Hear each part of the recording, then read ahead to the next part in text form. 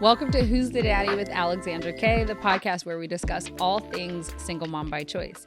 I'm your host, Alexandra, and today I have with me Nancy. Hello, everyone. We have a really interesting conversation for you guys today, so let's go ahead and get started. All right, Nancy, go ahead and introduce yourself. Tell the listeners, I guess they know your name already, but age and where you are in your process of being or becoming a single mom by choice. My name's Nancy. I am 32 years old, and I am a single mother by choice of one. I'm considering a second. She's doing that thing where she's looking between her legs very often, so I might be having a second, possibly. We'll Wait, see. is that a thing? Yes. Wait, explain it because I've never When heard of this. so when they're looking in between their legs upside down, the joke is that they're looking for their sibling, and it's been pretty accurate. And she's been doing this for months. And not to mention, I dreamt of having another baby, so I'm like, Oh do you know something I don't? gosh. Oh gosh. Yeah. Wait, now I'm like trying to think, has Sidra been doing this or not? Because now I need to pay attention.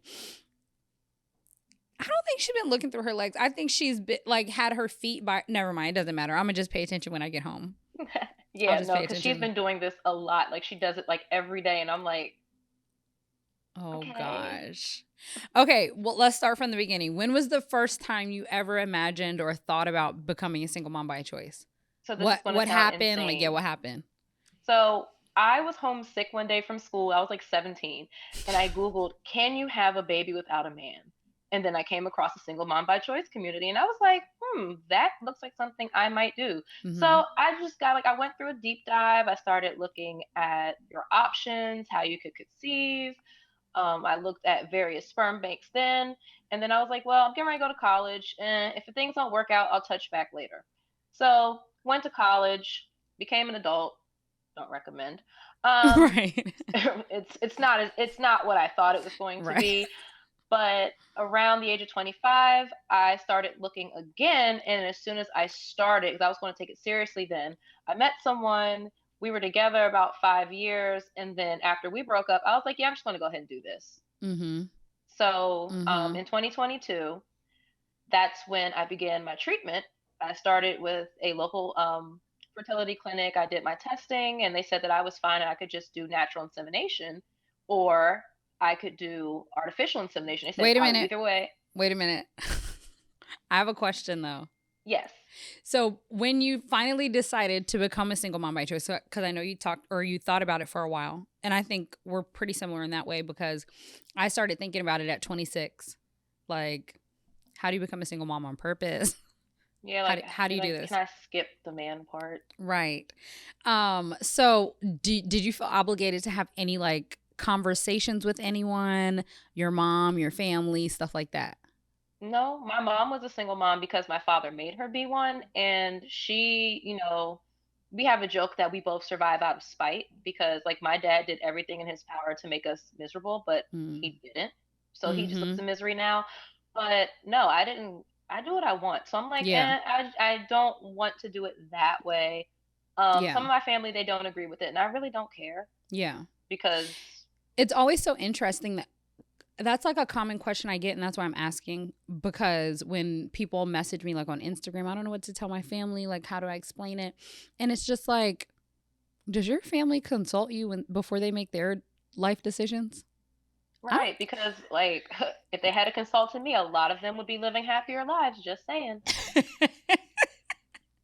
Yeah, like my family doesn't consult me, so why would I consult them? Like, it just doesn't make sense to me. So I was asking because maybe you felt obligated and maybe you could navigate or help them navigate how to have that conversation. But we're on the same page with that also. So yeah. So tell me, okay, so you had your consultation when? Was it what? I think May 2022 was right before my grandfather was diagnosed with dementia and had to come move in with my dad, so I ended up being his caregiver. And we're sitting on the couch one day, and he's just giggling, and I'm like, what are you laughing at? The baby on your shoulder. Jesus. I'm like, Nancy. There's a baby on my shoulder? He's like, yeah, she's really pretty. I'm like, okay. So I let it go. I take him to one of his appointments at the VA, and he's like, he rubs my stomach and tells his doctor, "Yeah, she's having a baby." And I'm like, "Granddad, I'm not pregnant." Oh my So again, a few more gosh. months go by. At this point, this is 2023. So that was like the end of 2022. So 2023, my grandfather had taken a fall, so they sent him to the hospital. I go to see him, and as soon as I walk in the room, there's my two girls. I found out the next day I was pregnant. Stop. Wait, but we skipped a lot because it went from that's crazy though. Yeah, that's like I knew it was the right thing because he said that he saw me having a baby and she was pretty. Okay. I have so many questions just so I feel like I get signs from my grandmother who passed away in 2018. So I want to dig into that, but also I want to go over like so you had your consultation and then cuz you did mention to me how you didn't do IVF because you were too fertile. Right. They told me I was perfectly healthy. I didn't need IVF, and either way, my insurance would have covered it. So Mhm. I did two IUIs I didn't take, and then the third one did. But I also went from using a sperm bank Mhm. to a known donor, and of Mhm. course, it worked with the known donor. Right. Okay, so how did you choose your donor with your when you were using a sperm bank? What was your criteria?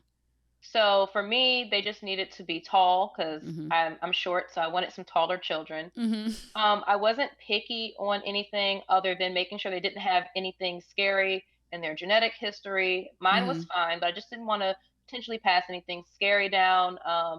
Athletic, intelligent. They could like arts because I'm in the arts as well. Mhm. And I was open, but I also looked at everyone's picture and was like, would I, because I had adult pictures too. I was like, so would Shut I up, Nancy. actually Shut up, date Nancy. this person? Does this look like somebody I would have actually met? Because I didn't want my poor child thinking that, I potentially met someone in the club and it just, no, I didn't want her feeling that way. So I was like, I have to make it look like someone that would actually talk to me and be friends with me in real life because, just as well as I do, there's little to no black donors and they're very hard to come across. Nancy, the So way I'm laughing, can you just it's okay.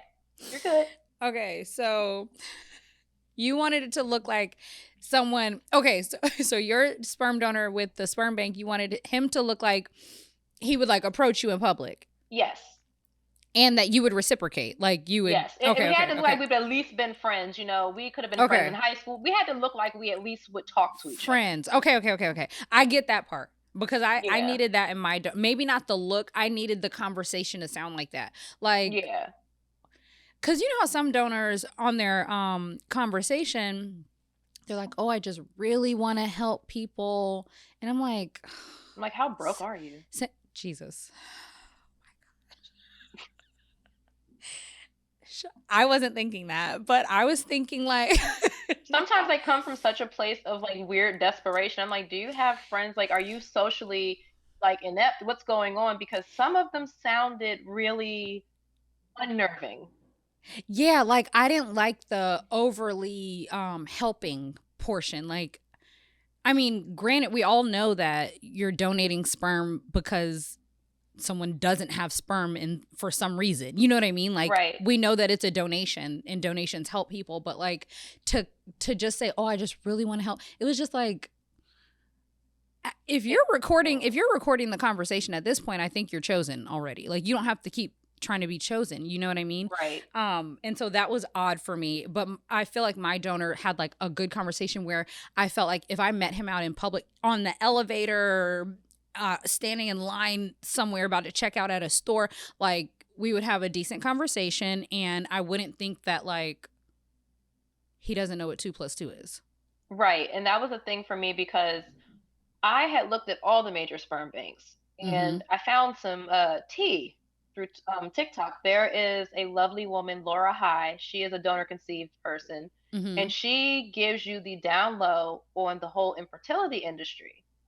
So after having a Okay. conversation with her about choosing someone from a bank or a known donor, she kind of swayed me into for the ethical reasons of using a known donor. And honestly, I couldn't be happier. Mm-hmm. It really works for our family. We are in contact with several of her siblings, and oh my gosh, they look just alike. I bet. Oh my goodness, they are so beautiful. And the oldest one, they Wait, tell me are some of her. Tell me some of what would you say her name was? Lisa. Laura High. Laura High. Okay. Yeah. Tell me. I want to know what kind of what the some of the things were that she was saying were like major points for known So donors. the reason why she said that a lot of donor conceived people want you to use a known donor is just because the medical history can be accurate and updated all the time. Mm. So if something happens, like I said, I'm in contact with a couple of the moms. So if something happens to one, we say, hey, peanut allergy or eczema, is this happening for you guys? And then we can also bring it up with him. And he was able to give us like 5 generations worth of history. Wow. Well, So, me and my sister yeah. moms are ready to fight my donor because he didn't put eczema on his. And when I say every single child has eczema, well, I think most of the ones that we are in contact with have eczema or some type of allergy. We're like, sir, do you or do you not? Tell the truth. Yeah, and like that was something he said up front. He's like, I have very sensitive skin. I was like, good to know because my poor baby. Mm-hmm. We're still dealing with a lot of the flares of eczema, just trying to find out what's working. Mm-hmm. And I feel so bad for her because she's always itchy. Yes. My poor baby. It's like, so it funny. Sucks. It's so funny because one of my my kid's brother's mom always says, I call her his sister mom, but she always says he made some itchy kids. And it's so true because both of my kids have eczema. I had eczema as a kid, but it was never as severe as their eczema is. This is like new eczema. Right, because I didn't have it and she has it, and oh my gosh, because she's so fair. Mm-hmm. That's another topic we might have to cover too, because I think that's something that anyone considering this might want to consider. Is what your child is going to potentially look like. So that's another topic we're going to have to cover in this. But for her eczema is just these big red patches. And it doesn't necessarily have texture. It's just red and inflamed. Got it. So it looks like she may have been slapped. And I'm like, oh my God. I'm like, please don't. I tell her all the time, you cannot bump your head. You cannot get hurt. No, Sidra fell off. Listen, Sidra fell off the bed last night. And I'm like checking her whole body for bruises, knots. Like, oh gosh, please. Like they don't realize like how scary it is for us. It's like, please don't fall. I'm going to get locked up.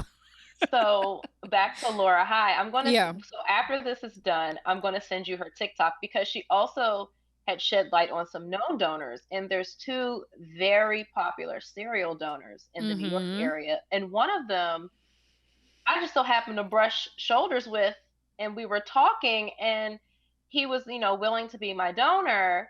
And then I found out he had like 75 kids.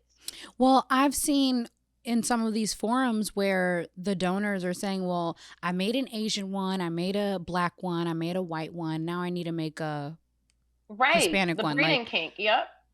What is it? A breeding kink.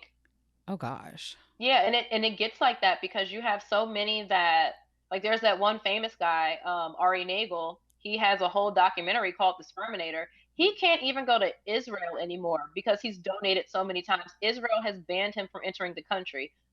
But he said he's still going because he just uses his twin brother's passport. And he has several kids like in my community.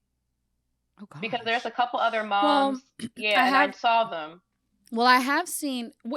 Okay. Okay, so I have seen a documentary. I don't know if it was his documentary, but I've seen a documentary where guys kind of like aimed for a cup and mixed it together. Like they both mixed their stuff. And then they kind of guess whose child it is. I feel like that is so far like out of the realm of where we are. It's just an extreme, and I feel like every community kind of has its extremes, right? And they're definitely in that extreme. And so that I get having a known donor for the reasons that you mentioned, but then also on the other side, it's like I kind of want some regulation, and I know that there needs to be regulation. And that's what she also said. There's hardly any regulation, even through the sperm bank. Yeah. And When I found out that like Zytex, they had been sued multiple times because there was a donor who had schizophrenia, donated, and several of his kids had mental health issues. And the donor children, a couple of them unalived themselves. Like, it was really bad. And to know that that happened, and you're paying all of this money because, listen, what we did is not cheap. No. You have to be not necessarily well to do, but you have to have some financial sense, and you have to be secure in all of your decisions to make this type of decision, because Mhm. it's not a light decision to take at all. It's No. not light. You're bringing another life into the world, and it's all on you. You have Yeah. to be in a position where you can make this work. Right. And when you're paying up to, I know with inflation, the vials have gone up to what? They're over like $2,000 now. Yeah, I saw that. Okay. And then Zytex also has a program where you can buy all the vials for like 25 grand. And that way you're the only person that has that person's Oh, sperm. please. So you think. Except the girl that he ran into still has access. So, I mean, Exactly. And then you end up with these sibling pods, and she had mentioned that there's a sibling pod out there of over 2,000. from Zytex? Yes. And from other Why known are you on here, banks. Nancy? I have a question. Yes. Why are you on here spilling tea like this? Girl, when I found this out, I was like, I feel like everyone needs to really know this and look and do what is best for you, obviously, Yeah. because Laura spills the tea. Okay, I spoke with her so many times during my journey because I just wanted to make the best and logical decision. I didn't want to just be like, oh, yeah, I'm going to have a baby. No, Mm-hmm. this is Mm-hmm. a whole entire person who I didn't Yeah. want having an identity crisis. I Mm-hmm. wanted her to be happy and healthy, but I also wanted to make sure that I was choosing what was going to be best, because knowing what I know now, I'm like, it's really scary. It's It so is. interesting that you say that, because I don't know if I've had this conversation with you. I think I've shared it on my Instagram before, but I've reached out to my donor. I have an ID disclosure, I believe, donor. Um, Okay. and so the kids will have access when they turn 18. The bank will reach out to the donor, and ask like, how much information can we share, blah blah blah. I found my donor. I'm the FBI friend, okay? If you need That's to how find, we're friends. exactly. I was about to say, if you need to find something. So I've reached out to my donor, and he's open to some level of communication prior to the children turning 18. He was probably shocked that I found him. And so he was a little bit, I don't know how else to describe it, but stuttery in his response, like hesitant, I guess. Yeah. So you saying this makes me actually want to reach out to him again and kind of see like what that might look like, because I'm not opposed to my children knowing their biological father at all. So, Right. you know what I mean? So it's just, I find it interesting that in 2025 or 2020, when I did all of this, we're still even allowing anonymous donors. Yes, and we're like one of only 3 countries that still allows it. Oh gosh.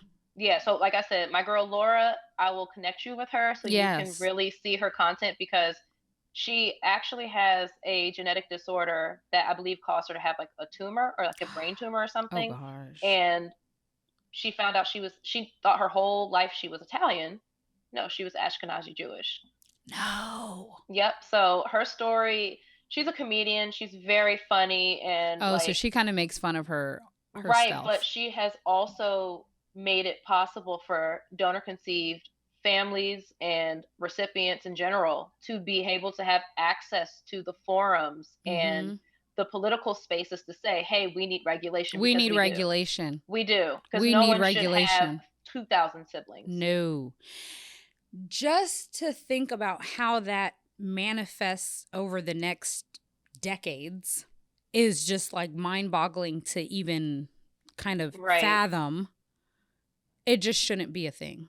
We are raising our children in a very, I don't even have a word for how the world is now, but we're raising them in a different world than what we were, Mm-hmm. initially given when we came into Mm-hmm. it. And then you're entering a very unique space.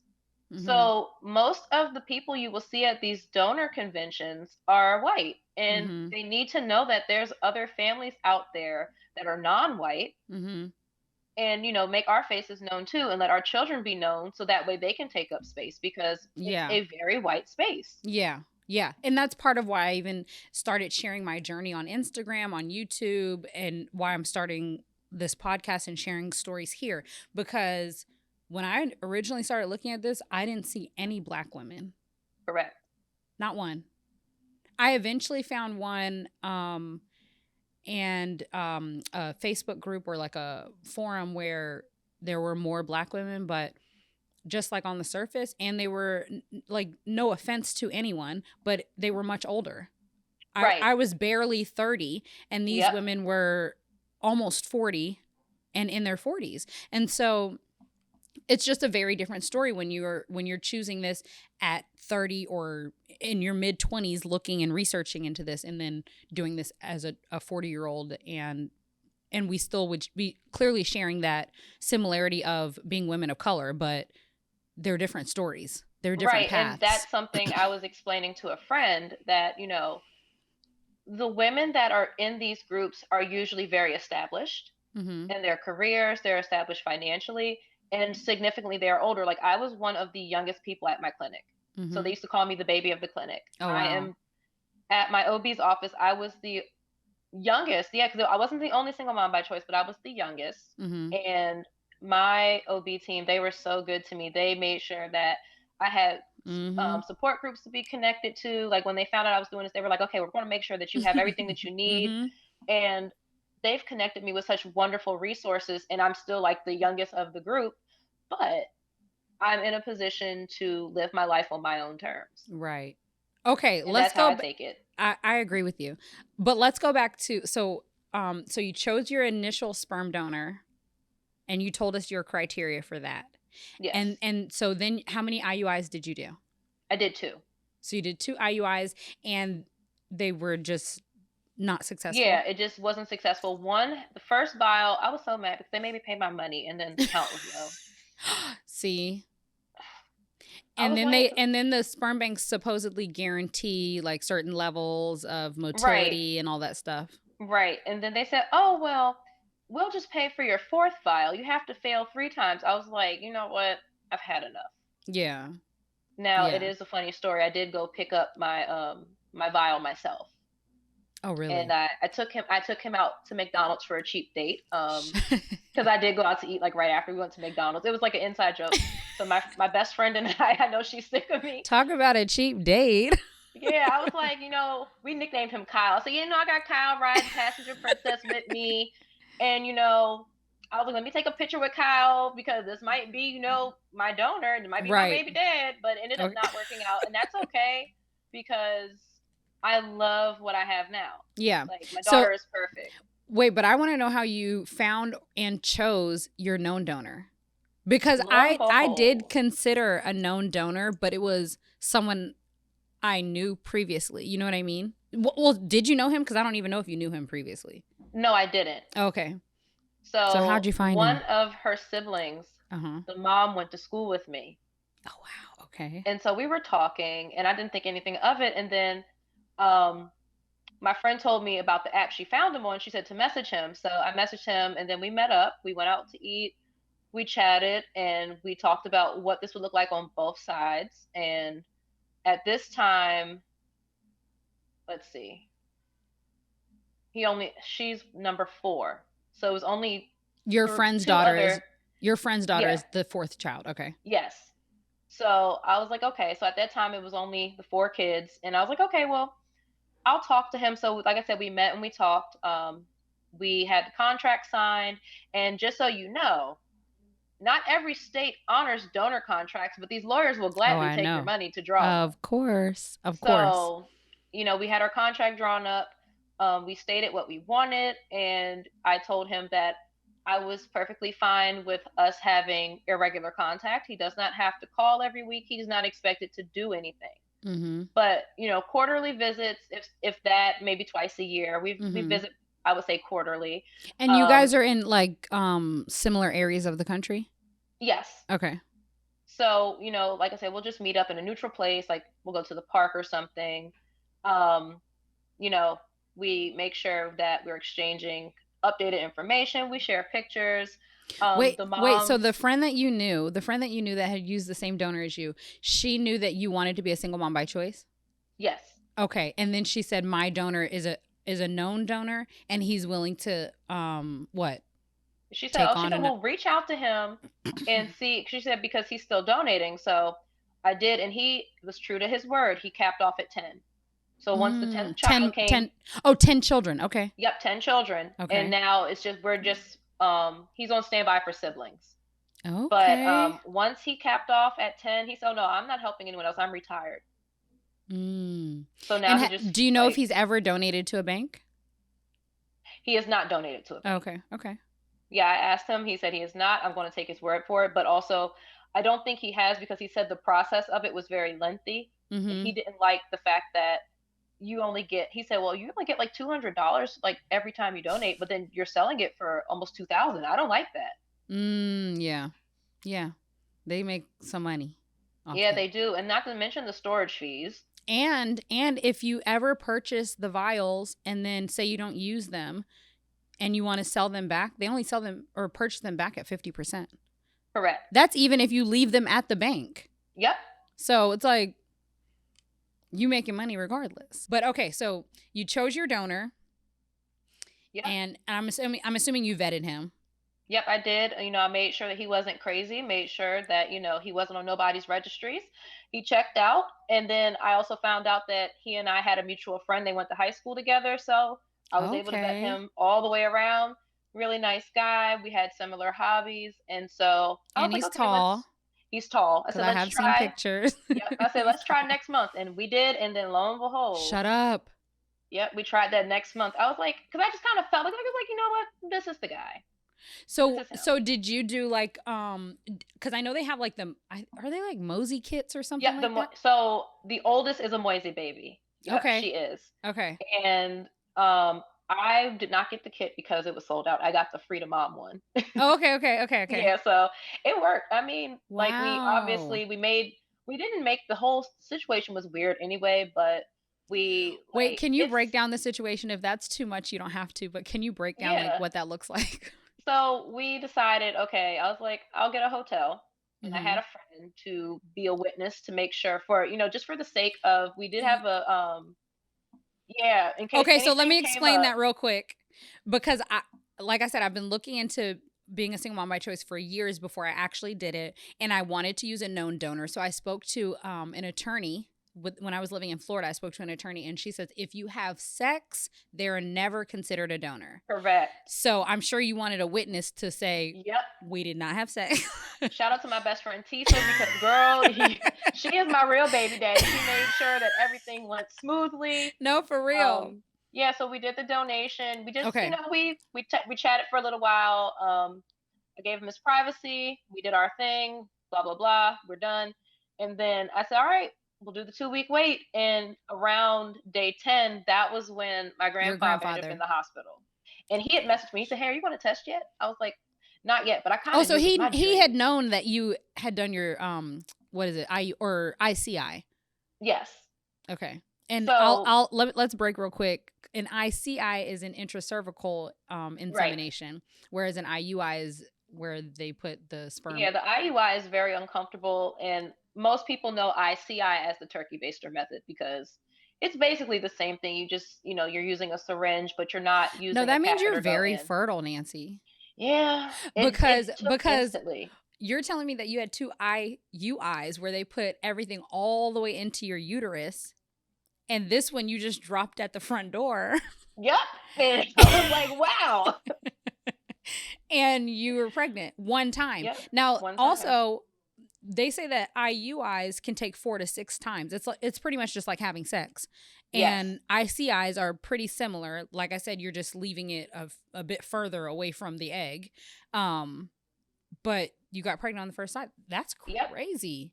Yep. And I had like this little thing. I don't know if you've seen it called Mira, where it tells you like when you're going to ovulate. I have that. So I was testing and I was like, okay, this is peak ovulation. Let's do this thing. And then I kept testing after and I kept seeing my progesterone go up and up and up and up. And I'm like, okay, I'm feeling a little weird. And then my friend was like, go ahead and take the test. So I took the test and lo and behold, it was super positive. So did you call him and tell him it was positive? I did. I said, well, you did it. Oh my I was like, we won. goodness. I was like, we got this going on. And at that point, all girls. Oh wow. The next pregnancy, from one of the sister moms, she had the first boy. So there's I two love that boys. you're calling it Yes. sister moms. I feel like Yeah. I've created a term. Yeah, because we're all raising, like, I could never say Yeah. that I don't love her siblings because they're Yeah. part of her. Yeah. So, like, There's no when it animosity, there's no negativity. exactly. And Yeah. that's what I love about it because it's not like the baby mama, baby daddy situation at Yeah. all. We Mhm. are all like, hey, yeah, we all have the same child. We compare notes. One of her sisters, they have the same exact teeth. Listen, It is Nancy. like the same smile. They have the same laugh. And it's Mhm. like it's like looking in the Sloane has a mirror. twin sister that's 2 months older than her. Like they look identical to me. A Yep. tiny bit like their skin tone is a bit different, but other than that, hair texture, face, cheeks, nose, Yep. like y'all look the same. All right, now let's switch gears and get into solicited advice. This portion of the episode, we take a listener question and offer some real and unfiltered advice. I know you're going to be good at this, Nancy. Today's Ask question Nancy. Today's question comes from one of our listeners, and she asks, or she writes, Dear Alexandra, I'm currently pregnant as a single mom by choice, and while I knew not everyone would understand my decision, I wasn't prepared for the level of negativity I've received, especially from my own family. They've said everything from why would you choose to struggle to don't expect anyone to help you. You chose this. They've questioned what I'll tell my child, insisted that there are still men that want to be fathers, and reminded me that being a single mom isn't easy, as if I haven't thought of this already. I honestly thought my family would be happy for me. This is my miracle baby, and I never thought I'd be able to have her. But their constant negativity has drained so much of my joy that I've completely decided not to have a baby shower, gender reveal, or anything. I don't want to keep defending myself, but I also don't want to go through my pregnancy feeling isolated. How do I protect my peace and navigate this pregnancy without letting their judgment take away from my happiness? Is there any way to get them to see that this choice is something to celebrate and not criticize? Signed, pregnant and protecting my peace. You can go first, Girl, first Nancy. things first, if I could give you the biggest hug because I went through something very similar. Um, my aunt, she was my biggest hater. And conveniently, like, she died. Okay, so she died maybe Nancy. a week before I had, no, 2 weeks before I had my daughter, and then her funeral was on my due date. And remember, I was pregnant forever, so I was still Yes. pregnant. When I said that I was pregnant, what are you going to do with a baby? I was like, raise it. Like, what do Oh you mean by that? gosh. And then she conveniently died before, my daughter was born. And I remember the big sigh of relief I felt that my child would not have to share a world with someone that was very hateful towards her mother. Yeah. And I get it. Like, I had to leave my whole family behind for other reasons. It had nothing to do with, the pregnancy itself. Mm-hmm. But I did have another aunt say to me when she demanded pictures of my donor, and I was like, Of your per the donor? contract. Yeah, she was like, I want to see what he looked like. And I was like, per my contract, that's none of your business. Hmm. Oh, you're just embarrassed. He's just embarrassed to be with you. And I was like, we're not together. And I'm like, He's not my so when man. she said that, I was like, Is that what your son's father made you feel? Like, this seems pretty deep. Like, this seems deep seated. Projecting. Right. And I'm like, okay. So I just kind of kept it moving. But the reason why your family is probably like that is because you've surpassed them in many ways that they never saw themselves going. Like, Mm-hmm. I would say out of all of my cousins, I'm probably the most successful. Mm-hmm.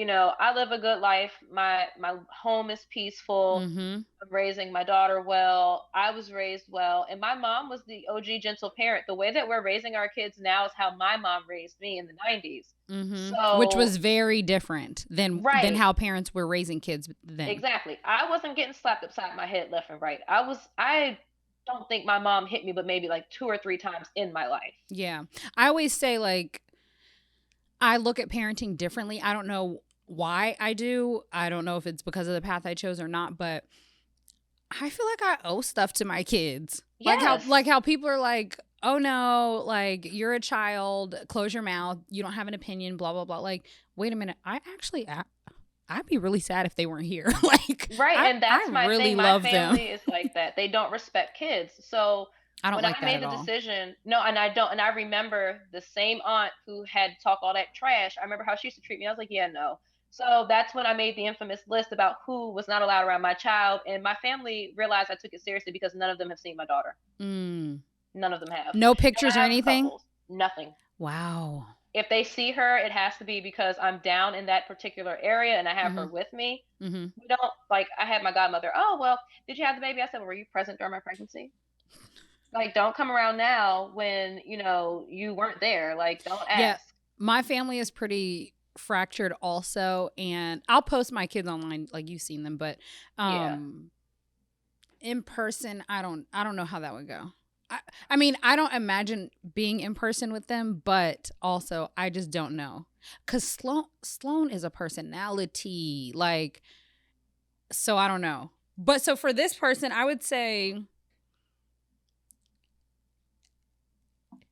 this is like a crash course in motherhood at this point, Yes. because you're Enjoy going to your have to, pregnancy. yes, enjoy your pregnancy. You're going to have to set boundaries and maintain boundaries the rest of your life, unless you want people running over you and running over your daughter. Exactly. You're going to have to tell her and explain to her how to set boundaries. This is just a crash course in that. So if you are concerned about it now, or if you have hesitation in setting boundaries, This is the time. this Because once your daughter enters this world, nobody matters but her. You will smile in your mugshot behind your baby. All right, so before we wrap things up, I want to ask you a question that almost every single mom by choice is asked at some point. Um, Sometimes it's out of curiosity, sometimes it's just out of nosiness. And I think the way it's asked probably matters more than that it's asked, because we're typically pretty open books. But how would you respond to the question, who's the daddy? Do you know your dad? And you got to keep eye contact. You got to be. Yeah, so I love to ask a question and just close my mouth. Like, let them stumble, let them stutter if that's what they need to do. But yeah, I've definitely gotten this question a few times, especially when I would announce that I was pregnant. And it was always very off-putting, because the question for me came from someone who has already shared their negative experiences with being a mother, being a single mother who does not get the support that they expected to receive from their child's father, stuff like that. So it's like, are you asking to see if I'm in the same boat as you? Are you asking to see, like, did I get a rich one? Like, are you asking to see, like, what are you asking for? Because I don't think it's never, you didn't think you knew him. You know what I mean? Like, so Yeah, what is the point of asking? I have to say this too. There is a huge difference between just being a single mom and a single mom by choice. Mm-hmm. Whether people want to admit it or not, and I'm not even trying to be divisive amongst the mom groups. Mm-hmm. There's a huge difference between a single mom by choice and a single mother. We By chose chance or by, like, right, by yeah. chance or circumstance. Yeah. We've been going at this alone since the start. Mm-hmm. We Like, already we knew. never thought it would be Right. Like, it's not like I was dating someone and I mm-hmm. got pregnant and I was hoping they'd be a dad and ended up not. No, that's Right. not it at all. Mm-hmm. Nor is it my spouse passed away or anything like Mm-hmm. that, because again, I don't want to divide the mom community, because the Mm-hmm. mom community is it's a little scary out there some Yeah. days, but there's a huge difference between someone who has chosen parenthood for themselves versus someone who was forced into it alone. Forced into single parenthood. Yes, When you never there we go. imagined that would be the case. Yeah. Exactly. There's a huge difference. I run into that a lot, not just with single mothers, but I know a single father who often likes to kind of vent about his issues with his child's mother. And I just can't relate. Yeah, I can't. And I mean, hate to say it like that, because it Yep. seems so dismissive, but it's just like, I can't relate. I don't, and I don't even want to sit around and talk about your child's mother. Yeah, like, I want to be a good friend and listen to you, because like sometimes there are days where you just need to vent, and I'm always willing to give someone that space. I offer friendship to her too, because she and I are in this together. We're raising two Aquarius girls. Her daughter's also an Aquarius. I have an Aquarius. Wait, is yours a February? She was January 31st. Oh, okay. I was due January 31st. And I was due the 27th. And I gave birth on the 26th. the day I went into labor and then I was still in labor. Oh, that was not fair. That was not Okay. fair. Yes, we have to connect like in real life. So I know Yeah. almost all these moms from online, but yeah. So what was I going to say? Yeah, we have to, I feel like I want to create a community where we meet up or even go on like a trip with the kids, maybe without the kids. I mean, either way, like we should definitely do that because I feel like our kids need to see people like them Yeah. and With the same with story. the same like, story. yeah. Yeah. We didn't even get to touch on you having number 2. Damn it. Yeah. You're going to have to come back. I will. I might have to be a regular on this show. Yes. Oh my gosh. I want to thank Nancy for being on Who's the Daddy with Alexandra K today. This was a great episode. It was, and thank you so much for having me and getting me out my shell because you know how I was in the beginning. Yeah. Yeah. I was because I was just shaken by what had happened with my family. I'm like, nope, I gotta protect this baby at all costs. Yeah. But, I don't mind sharing my story because I know there's somebody out there wondering if they can do what we're doing, and you 100% can. Is it easy every day? No. But can you do it? Absolutely. Yes. And your story is going to resonate with someone. Yes. So, all right. Thank you so much, Nancy. Thank you. See Give ya. the girls a hug for me. I will, definitely.